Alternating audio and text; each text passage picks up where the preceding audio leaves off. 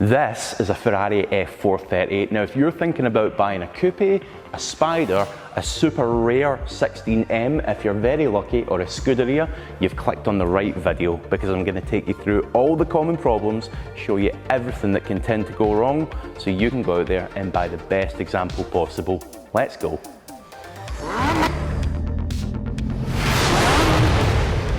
So let me start by saying these F430s can be very reliable cars. That is assuming that they've been well taken care of and had any preventative maintenance as and when it's been required throughout the car's lifetime. But that being said, buy a bad one of these, one that maybe has a few of the problems we're about to go on and speak about, and you'll learn very quickly that you can sink tens of thousands of pounds into them. That's why it's so important to go over all these points thoroughly. Now, one of the things that Ferrari did do was use a lot of components from the outgoing 360 in the new F430. I love it. Only Ferrari would get away with using parts from the old car on the brand new model and still managing to sell a ton of them. In fact, I think the roof, the bonnet and the doors were exactly the same on both models, if I'm not mistaken. However, one thing that was not similar or the same at all was the engine.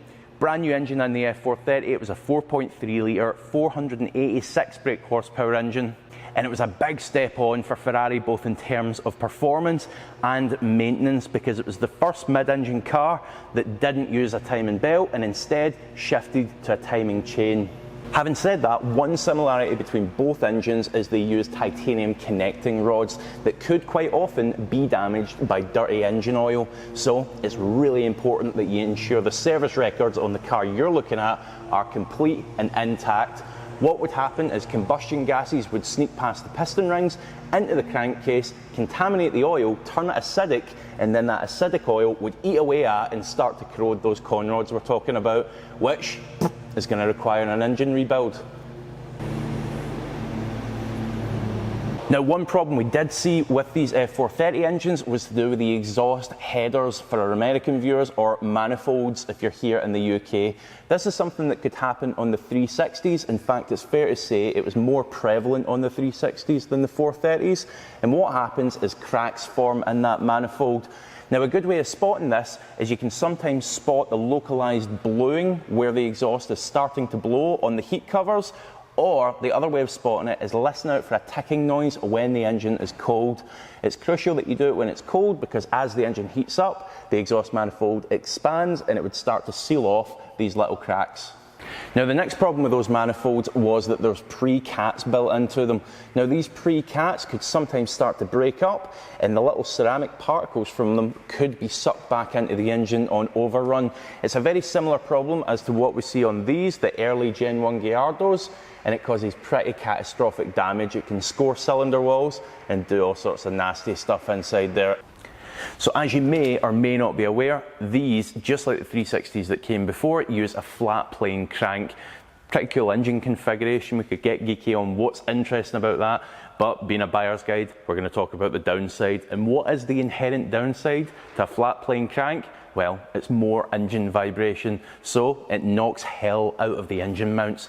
You can expect to be replacing these maybe every 20,000 miles or so.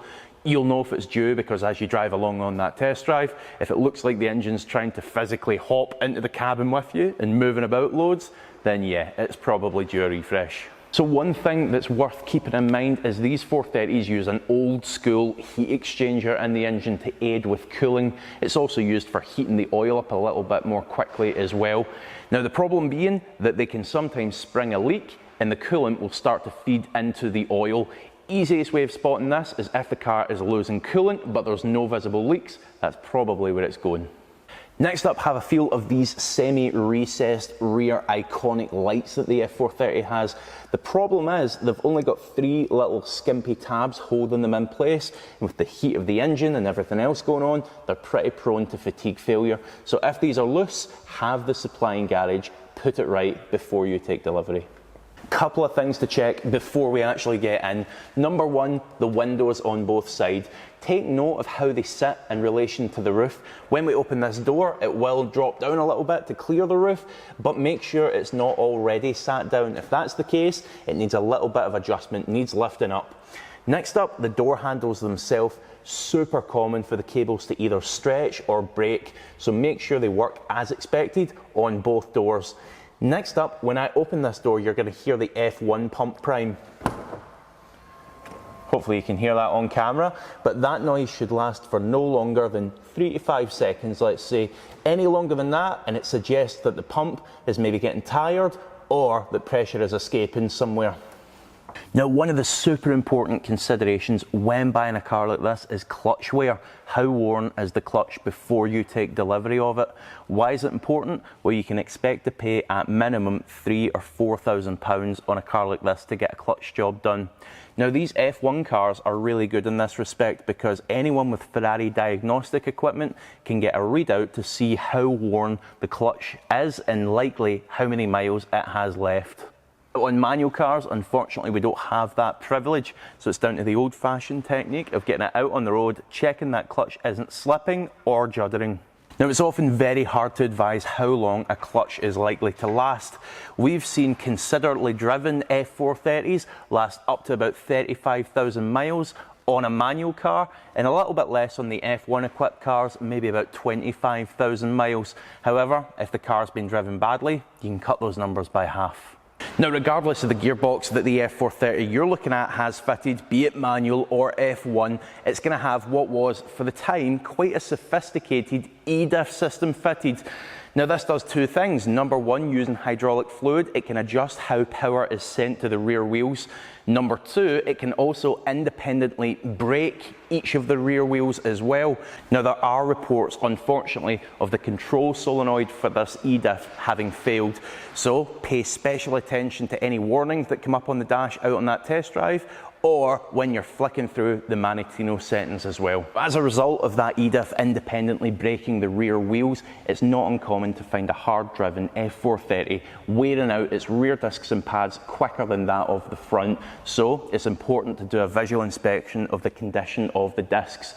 Now, that's super important if it happens to have these massive carbon ceramic, super expensive discs fitted, because if it comes out of your pocket, it's not going to be pretty. Now, not a lot of people know this, but a bit like the transmission ECU stores the clutch wear, these cars also store the brake wear if it happens to have these carbon ceramic discs fitted. Again, anyone with Ferrari diagnostic equipment should be able to get that readout for you and give you an idea of likely how long these discs have got left. Now, finally, let's talk suspension. So the F430's ball joints are what are known as rose joints, and they wear out really quite quickly by road car standards. There is a company known as Hill Engineering that manufacture better quality items. They do last a little bit longer, but they cost a little bit more money.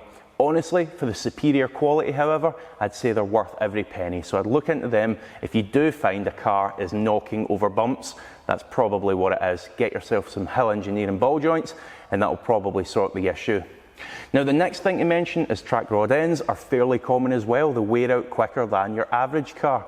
A good trick for spotting if these are worn out is put your foot on the brake pedal, wiggle the steering wheel, and if you feel anything coming through that brake pedal, chances are the track rod ends are getting pretty tired. Now, if it's top-down thrills you're looking for, then I'm glad to report that these German-made roofs are really quite reliable. Suffice to say, there should be no nasty clunks, bangs or rattles as that roof operates, and the one that you're looking at shouldn't have any of those noises either. Now, as you're inspecting that fabric roof for any tears or obvious damage, remember to have a look at the bodywork as well, because quite often if there's been a problem, that roof can come into contact with some of the body panels. Now, how do we begin to summarise this unbelievable car? Well, let me say this, if you're looking to get started with supercar ownership, this is certainly not a bad bet. Maybe not the 16M, that's a bit down the line for you, but one of these Spider or Coupe cars would be an excellent bet. What I'll also add to that as well is if you are in the market to buy one, I can personally vouch for this garage. I'm going to add all the details in the description below. They have several F430s for sale, and you can be sure that you're going to get a good car if you buy from here. So overall, we award the F430 a very respectable 7.5 out of 10 on a reliability leaderboard. Thank you so much for watching. Please do hit that subscribe button, hit the like button, and we'll see you for the next one.